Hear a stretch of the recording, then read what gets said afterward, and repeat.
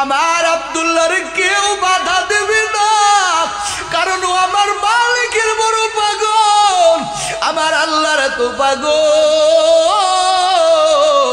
ও সাহাবায়ে কেরাম, আমার আব্দুল্লাহ যখন আল্লাহকে ডাক দেয়, খবরদার ওরে বাধা দিবি না।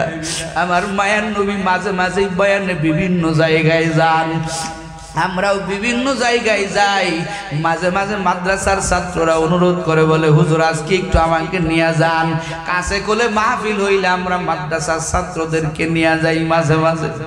এই আব্দুল্লাহ একদিন আমার মায়ার নবীর ডাক দিয়া কয়, ও নবী আমার, ও পয়গম্বর, আমার দিলটা চায় আমি আপনার সাথে একটু যাব, বলেন না একটু আল্লাহু আকবার। আমার মায়ার নবী কয় ঠিক আছে চল, আমার সাথে চল। আমার মায়ার নবী আব্দুল্লাহরে নিয়ে গেলেন, একটা জায়গায় গেলেন। কিছু কিছু সাহাবী আইসা কয়, নবী আমার তাড়াতাড়ি একটু এদিকে আসেন, আব্দুল্লাহর শরীরের অবস্থা বেশি ভালো না। আমার মায়ার নবী আগায় গেলেন আব্দুল্লাহর কাছে, দেখে আব্দুল্লাহ শুয়ে আছে, এমন জ্বর, ওই সময়ের জ্বর বড় ভয়ঙ্কর।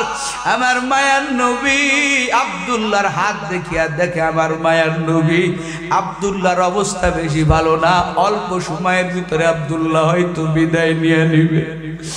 আমার মায়ার নবী কয়, রে স্বামী, আমার আব্দুল্লাহর মা নাই, বাবা নাই, বড় এতিম, একমাত্র আমার আল্লাহর মোহাব্বতে বাড়িঘর ফেলাইয়া, মা ফেলাইয়া আমার আব্দুল্লাহ আমার কাছে ছুটে আসছে। আজকে যদি ওর মা থাকতো, ওর কাছে বসিয়া সান্ত্বনা দিত। আজকে আমার আব্দুল্লাহর কাছে কে দাঁড়াইবে, তোরা সরে যা, আব্দুল্লাহর মাথা ডাগাইয়া দে। আমি মায়ার নবীর কোলের উপরে ওর মাথাটা রাখো, ওর বাবা নাই, ওর মা নাই। আমি নবী এতিমদের সহ্য করতে পারি না, এতিমদের কষ্ট আমি সহ্য করতে পারি না। আমার মায়ার নবী আব্দুল্লাহর মাথাটা আমার মায়ার নবীর নিজের কোলের উপরে রাখলেন। আল্লাহু আকবার। কোলের উপরে রাখিয়া আমার মায়ার নবী মাথায় হাত বুলায়। আমার মায়ার নবী কয়, আব্দুল্লাহ রে, আমার চেহারার দিকে তাকাইয়া থাক। আব্দুল্লাহ আমার মায়ার নবীর কোলে মায়ার নবীর দিকে তাকাইয়াছে, দুই চোখ বেয়ে বেয়ে পানি পড়ে, কারণ মৃত্যুর যন্ত্রণা বড় কষ্টে। আমার মায়ার নবীর কোলে আব্দুল্লাহ, আমার মায়ার নবীর চেহারা দেখতে দেখতে আস্তে আস্তে আব্দুল্লাহ আমার মায়ার নবীর চেহারা দেখতে দেখতে আমার মায়ার নবীর কোলে ঘুমায়া গেলেন।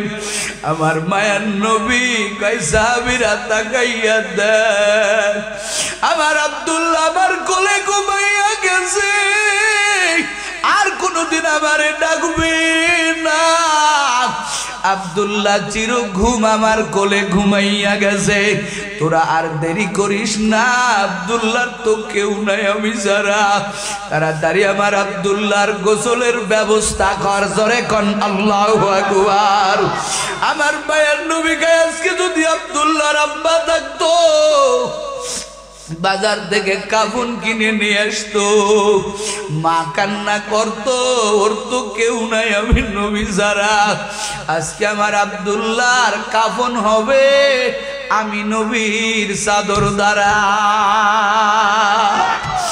বাদশাহ হারুন আর রশিদ ডাক দেয়া কয়, ও সৈন্য সামন্ত, ও মন্ত্রী পরিষদ, অমুক একটা টাইমে সবাই তোমরা এক জায়গা থাকবা, আমি আমার সব বান্দীদেরকে, আমার সব দাসীদেরকে নিয়ে আমি তোমাদের মাঝে একত্রিত হব।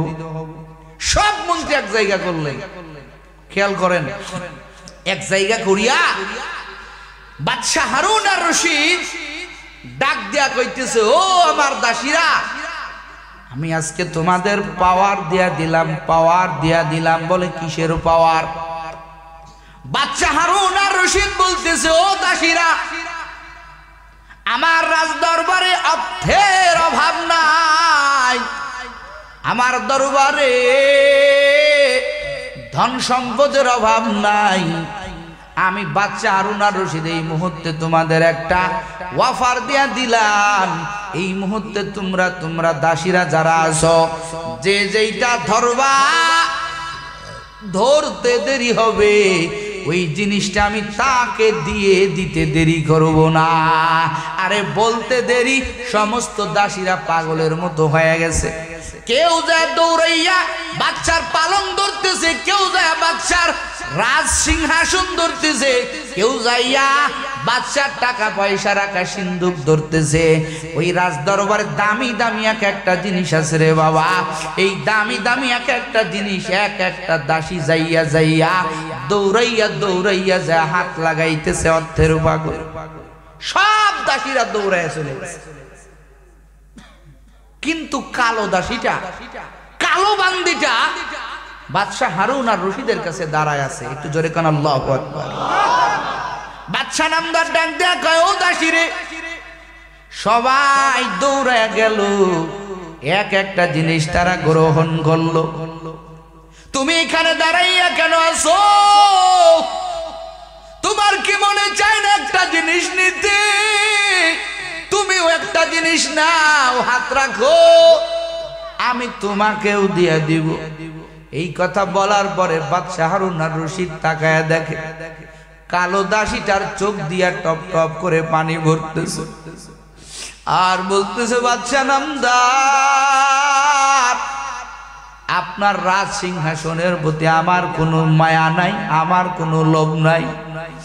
আমি টাকা পয়সার পাগল না বাদশাহ, আমি আপনাকে বড় মহাব্বত করি। আমি যদি হাত রাখি আপনি কি দেবেন? বলে, হ্যাঁ অবশ্যই আমি দেব। এই কথা বলার পরে এবার কালো দাসীটা আস্তে করে বাদশার মাথার উপরে হাতটা রেখে দিল। বাদশা জিগায় হারুন আর রশিদ, ও দাসী, হাত তুমি আমার মাথায় কেন রাখলা? এত রাজ দরবারে এত অর্থ, এত টাকাওয়ালা সম্পদ, এত কিছু থাকতে তুমি তোমার হাতটা কেন আমার মাথার উপরে রাখলা? এবার হারুন আর রশিদের ওই কালো বান্দিটা কাঁদে আর বলে, ও বাচ্চা হারুন আর রশিদ, আমি ধন সম্পদের পাগল না, আমি আপনাকে বড় মহব্বত করি। আমার চেহারা কালো হইতে পারে, আমি দেখতে বেডঙ্গার মতো হতে পারি, কিন্তু আমার দিলের ভিতরে আপনার মহব্বত চুল পরিমাণ কম নাই। ও বাদশা নামদার, আমি আপনার মাথায় কেন হাত রাখছি? আমি যদি আপনাকে পেয়ে যাই সব কিছু অটোমেটিক আমার হয়ে যাবে, সব আমার হয়ে যাবে। আমি আপনাকে পেয়ে গেলে আমার সব হয়ে যাবে। ও নবীর উম্মতের দল, বুজুর্গের এই ঘটনা বারবার বলে উম্মতদেরকে বুঝাইতে যান, ও উম্মতের দল, ও আল্লাহর বান্দা বান্দির দল, তুমি আগে আল্লাহকে বন্ধু বানাও, আল্লাহকে আল্লাহ বলে মেনে নাও, আল্লাহকে বন্ধু বানাইয়া নেও। দেখবা দুনিয়ার পিছনে তোমারে পড়া লাগবে না, দুনিয়ার মায়ায় পড়া লাগবে না, সব কিছু তোমার আমার আল্লাহ গোলাম বানাইয়া দিবে, সব তোমার গোলাম হয়ে যাবে। শর্ত হলো তুমি কার হতে হবে? কতক্ষণ কার? ও নবীর উম্মতের দল, এই জন্য মোহাব্বত তৈরি করো, দিলে প্রেম বানাও। জমিনে যা কিছু পাও সাকসেস হতে পারবা না, আল্লাহকে বন্ধু বানাইয়া নেও, আল্লাহর মোহাব্বত কলিজার ভিতরে ধারণ করো রে বাবা, আল্লাহর মোহাব্বত বানাও।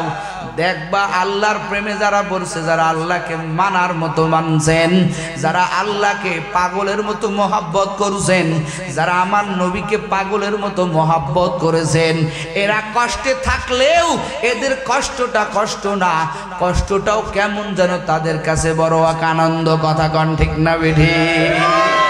তাদের কাছে আনন্দ। এজন্য বর্তমান দেখবেন উলামায়ে কেরাম কারাবদ্ধ হতে চুল পরিমাণ চিন্তা করে না। কথা বলেন ঠিক না বেটি? উলামায়ে কেরাম জানে আর দুনিয়া সিজনুল মুমিন আর জান্নাতুল লিল কাফির। দুনিয়ায় ভোগ বিলাসে করার জায়গা না, দুনিয়ায় রং তামাশা করার জায়গা না। আরে দুনিয়া তো মুমিনের জন্য কয়েদখানা। কথা বলেন ঠিক না? দুনিয়া মুমিনের জন্য কয়েদখানা, আর বেঈমান কাফেরের জন্য বালাখানা। ঠিক কিনা জোরে বলে? আমরা আনন্দ চাই না, যত কষ্ট দাও, যত নির্যাতন করো, আমাদের মুখ থেকে হক কথা বাহির হবে, কোরআনের কথা বাহির হবে। আমরা আল্লাহকে আল্লাহ বলে মেনে নিয়েছি। কথা বলেন ঠিক না বেঠিক? আমরা আল্লাহকে আল্লাহ বলে মেনে নিয়েছি। কিসের ভয় দেখাও? কিসের ভয় দেখাও? ও যুবকেরা, ও রৌমারির মুসলমান, শোলমারির মুসলমান, পাগলামি মাঝে মাঝে একটু করতে হবে মাওলাকে পাওয়ার জন্য। কথা কয় না কে? হিসে কাসদার আমার আল্লাহর মোহাব্বত পাওয়ার জন্য, আমার আল্লাহকে পাওয়ার জন্য মাঝে মাঝে পাগলামিও করতে হবে। পাগলামি করলে বৃথা যাবে না। ওরে মাওলার মোহাব্বতে, নবীর মোহাব্বতে যদি একটু পাগল সাজা যায়, এই বান্দা আমার আল্লাহর বন্ধু হয়ে যায়। একটা হাদিস শোনাবো আপনাদের, শুনেন। নবীর জামানায় এক আল্লাহর বান্দা, ছোট, নাম আব্দুল্লাহ, পরে নাম দেওয়া হয়েছে আব্দুল্লাহ জুল বাজাতাইন রাদিয়াল্লাহু তাআলা আনহু। একটু আল্লাহু আকবার বলে। বাবা মারা গেছে, মার সাথে আবার চাচার বিবাহ হয়েছে। এখন ঘরে সৎ বাবা, কিন্তু আব্দুল্লাহ আমার আল্লাহ পাকের পাগল হইয়া হিন্দু ধর্ম, আল্লাহ ব্যতীত গায়রুল্লাহকে বাদ দিয়া আল্লাহকে মেনে নিল। আমার মায়ার নবীর হাতে কালেমা পড়ে মুসলমান হয়ে গেল। এখন চাচা তো বেধর্মী, ইহুদি চাচা। চাচা জানতে পারছে ভাতিজা কালেমা পড়ছে, খুব খেয়াল করবেন। এবার চাচা একদিন ডাক দিয়া কয়, আব্দুল্লাহ তুই নাকি মুহাম্মাদের হাতে কালেমা পড়ছো? বলে, জি চাচা, আমি আমার পয়গম্বর, আমার হাবিবের হাতে হাত দিয়া আমি কালেমা পড়ে মুসলমান হয়ে গেছি। কয়, তোর আর এই বাড়িতে রাখা হবে না। এই কথা বলিয়া এমন মারতে মারতে মারতে আব্দুল্লাহর গায়ের থেকে দুটো কাপড়ি খুলে উলঙ্গ বানায় ফেলছে। কাঁদতেছে, আব্বা নাই, কেমনে আমার দরদ বুঝবে? চাচা আমারে আর মারিও না, আমারে মারিও না, আমি চলিয়া যাব, আমারে ছাড়িয়া যাও। এমন প্রকারের মার মারছে, বর্ণ থেকে সব কাপড়গুলো খুলে ফেলছে, উলঙ্গ হয়ে গেছে। ডাক দিয়া কয়, আজকে থেকে তোর এই বাড়ির দরজা বন্ধ, যা চলে যা। ভিতর থেকে গর্ভধারিণী মা কিছু বলতেও পারে না, সইতেও পারে না। মা ভিতর থেকে কান্না করতেছে, ভিতর থেকে মা একটা চাদর সেনাইয়া দিয়া কয়, রে আব্দুল্লাহ, এই চাদরটা দুইটা টুকরা করে নে, একটা টুকরা পরনে পর, আর একটা টুকরা গায়ে দিয়ে যা, তুই কানে আর থাকিস না, তুই তোর হাবিবের কাছে, পয়গম্বর মুহাম্মাদের কাছে চলিয়া যা। ও নবীর উম্মতের দল, গভীর রাত্রে তাহাজ্জুদের সময় এই আব্দুল্লাহ মায়ার নবীর ঘরের দরজায় কিনারায় দাঁড়াইয়া আছে। আমার পয়গম্বর দরজাটা খুলে তাহাজ্জুদের নামাজ পড়বেন, দেখে আমার পয়গম্বরের একটা উম্মত জীর্ণ শীর্ণ হয়ে কাঁপতেছে, দুইটা কোন রকম কাপড় লাগা। আমার মায়ার নবী কয়, আব্দুল্লাহ এত রাত কেন? এত রাত তুমি আমার ঘরের দরজায় কেন? আব্দুল্লাহ ডাক দিয়া কয়, নবী আমার শরীরের দিকে তাকাইয়া দেখেন, এই কালেমা পড়ার কারণে আল্লাহকে আল্লাহ বলে মেনে নেওয়ার কারণে, আপনাকে নবী বলে মেনে নেওয়ার কারণে আমার চাচা আমারে কি পরিমাণ মার দিছে রে পয়গম্বর। আমার যাওয়ার কোনো জায়গা নাই, আমি সব কিছু রাইখা আমি আপনার কাছে আসছি, আপনি ছাড়া আমার আর কোনো রাস্তা নাই রে নবী আমার। আমার মায়ার নবী কয়, আব্দুল্লাহ কে বলছে তোর কেউ নাই? আমি নবী তোরে গ্রহণ করে নিলাম। আমার মসজিদে নববীর পাশে একটা দল আছে আসহাবে সুফা, আজকে থেকে তুই ওদের সাথে থাকবি। ওরা যা খায় তুই খাবি, ওরা যা পড়ে তুই তাই পড়বি, যা পড়ে তুই তাই পড়বি। কিতাবে পাওয়া যায় এত কষ্ট করে আব্দুল্লাহ নবীর কাছে থাকছে, কাপড়ের কষ্ট করছে, কম্বল এরকম ভাবে পুরা শরীরে দিয়া, এরকম ভাবে খেজুরের কাটা দিয়া দুইটা কম্বলের দুইটা পাট আটকায়া দিয়া চলছে, এরকম ধরে ধরে চলছে, এত কষ্ট করছে। মায়ার নবীর দরবারে থাকে সবার অন্য মানুষকে অন্য ব্যাপার, কিন্তু আব্দুল্লাহ মসজিদে নববীর ভিতরে মাঝে মাঝে জোরে জোরে কয়ে আল্লাহ।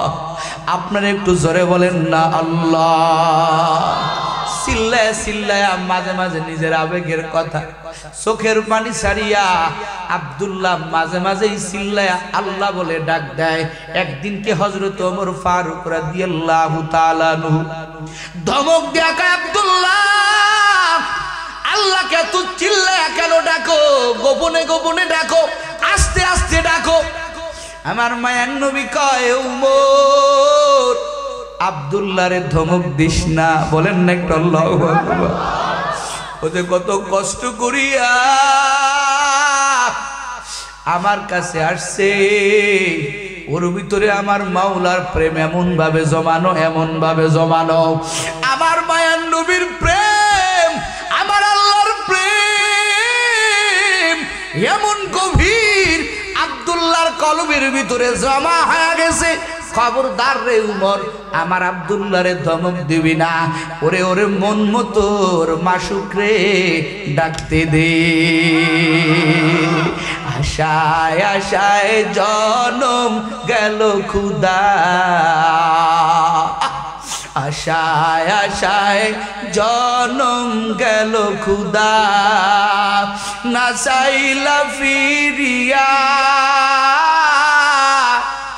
আর কত কাল থাকবো মাবু তোমার দিদার পানে চাইয়া, আর কত কাল থাকবো মাবু তোমার দিদার পানে চাইয়া। বলেন না একটু, আশায় আশায় জনম গেল খুদা, আশায় আশায় জনম গেল খুদা, না চাইলা ফিরিয়া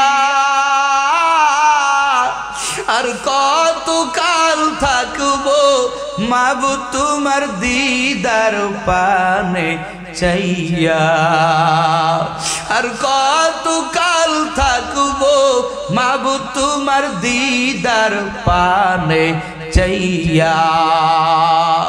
তুমি ইব্রাহিমের শানে কইলা কথা, আল্লাহু আকবার বলেন। তুমি ইব্রাহিমের শানে কইলা কথা, আগুনে ফেলিয়া আর কত কাল থাকবো মাবু তোমার দিদার পানে চাইয়া, আর কত কাল থাকবো মাবু তোমার দিদার পানে চাইয়া। আশায় আশায় জনম গেল খুদা, না চাইলা ফিরিয়া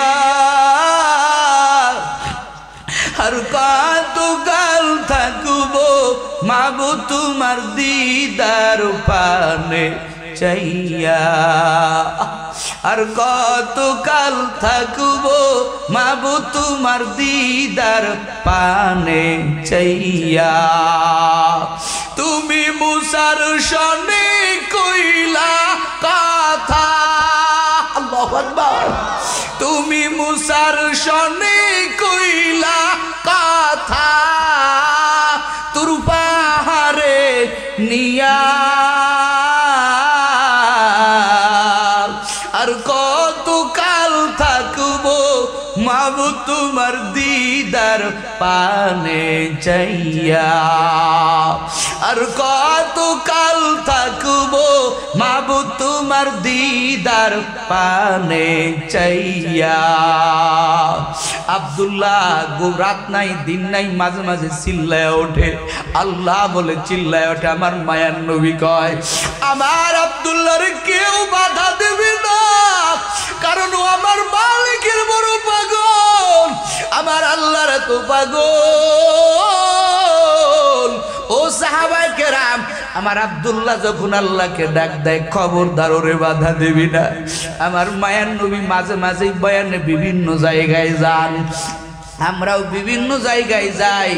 মাঝে মাঝে মাদ্রাসার ছাত্ররা অনুরোধ করে বলে হুজুর আজকে একটু আমাকে নিয়ে যান। কাছে কোলে মাহফিল হইলে আমরা মাদ্রাসার ছাত্রদেরকে নিয়ে যাই মাঝে মাঝে। এই আব্দুল্লাহ একদিন আমার মায়ার নবীর ডাক দিয়া কয় ও নবী আমার, ও পয়গম্বর, আমার দিলটা চায় আমি আপনার সাথে একটু যাব, বলেন না একটু আল্লাহু আকবার। আমার মায়ার নবী কয় ঠিক আছে চল আমার সাথে চল। আমার মায়ার নবী আব্দুল্লাহরে নিয়ে গেলেন, একটা জায়গায় গেলেন। কিছু কিছু সাহাবী আইসা কয় নবী আমার তাড়াতাড়ি একটু এদিকে আসেন, আব্দুল্লাহর শরীরের অবস্থা বেশি ভালো না। আমার মায়ার নবী আগায় গেলেন আব্দুল্লাহর কাছে, দেখে আব্দুল্লাহ শুয়ে আছে, এমন জ্বর, ওই সময়ের জ্বর বড় ভয়ঙ্কর। আমার মায়ার নবী আব্দুল্লাহর হাত দেখিয়া দেখে আমার মায়ার নবী আব্দুল্লাহর অবস্থা বেশি ভালো না, অল্প সময়ের ভিতরে আব্দুল্লাহ হয়তো বিদায় নিয়ে নিবে। আমার মায়ার নবী কয় রে স্বামী, আমার আব্দুল্লাহর মা নাই, বাবা নাই, বড় এতিম, একমাত্র আমার আল্লাহর মোহাব্বতে বাড়িঘর ফেলাইয়া মা ফেলাইয়া আমার আব্দুল্লাহ আমার কাছে ছুটে আসছে। আজকে যদি ওর মা থাকতো ওর কাছে বসিয়া সান্ত্বনা দিত। আজকে আমার আব্দুল্লাহর কাছে কে দাঁড়াইবে, তোরা সরে যা, আব্দুল্লাহর মাথা ডাগাইয়া দে। আমি মায়ার নবীর কোলের উপরে ওর মাথাটা রাখো, ওর বাবা নাই, ওর মা নাই। আমি নবী এতিমদের সহ্য করতে পারি না, এতিমদের কষ্ট আমি সহ্য করতে পারি না। আমার মায়ার নবী আব্দুল্লাহর মাথাটা আমার মায়ার নবীর নিজের কোলের উপরে রাখলেন। আল্লাহু আকবার। কোলের উপরে রাখিয়া আমার মায়ার নবী মাথায় হাত বুলায়। আমার মায়ার নবী কয় আব্দুল্লাহ রে, আমার চেহারার দিকে তাকাইয়া থাক। আব্দুল্লাহ আমার মায়ার নবীর কোলে মায়ার নবীর দিকে তাকাইয়াছে, দুই চোখ বেয়ে বেয়ে পানি পড়ে, কারণ মৃত্যুর যন্ত্রণা বড় কষ্টে। আমার মায়ার নবীর কোলে আব্দুল্লাহ, আমার মায়ার নবীর চেহারা দেখতে দেখতে আস্তে আস্তে আব্দুল্লাহ আমার মায়ার নবীর চেহারা দেখতে দেখতে আমার মায়ার নবীর কোলে ঘুমায়া গেলেন। আমার মায়ার নবী কয় সাহাবীরা তাকাইয়া দেখ, আমার আব্দুল্লাহ আমার কোলে ঘুমাইয়া গেছে, আর কোনদিন আমারে ডাকবে না।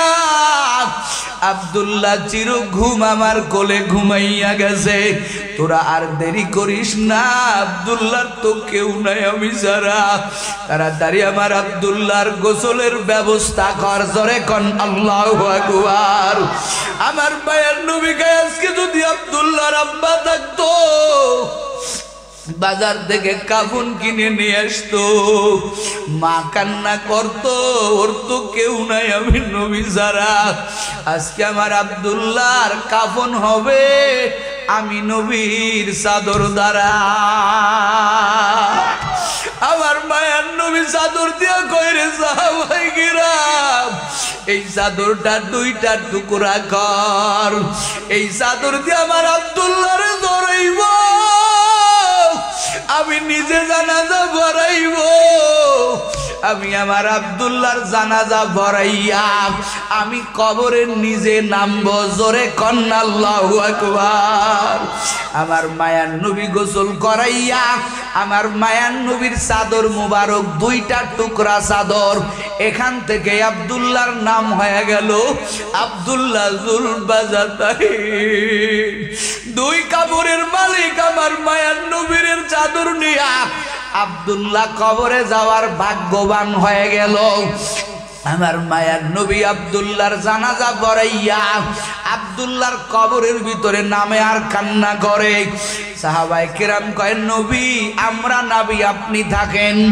আমার মায়ার নবী কয় না না, আমার আব্দুল্লাহ আমার আল্লাহর প্রেমে পাগল হইয়া ওরে সবকিছু ছাড়িয়া দিয়েছে। আমি যদি আজকের কবরে না নামি, ওর আব্বাজান থাকলে তো সন্তানের লাশটা কবরে নামাইতো। আজকে আমার আব্দুল্লাহকে আমি নবীর কোলে উঠাইয়া দে। আমার মায়ার নবী আব্দুল্লাহর কোলে নিয়া কবরে নামাইলো। ওই কবরের কিনারায় দাঁড়াইয়া আবু বকর কাঁদতেছে, ওমর ফারুক কান্না করে।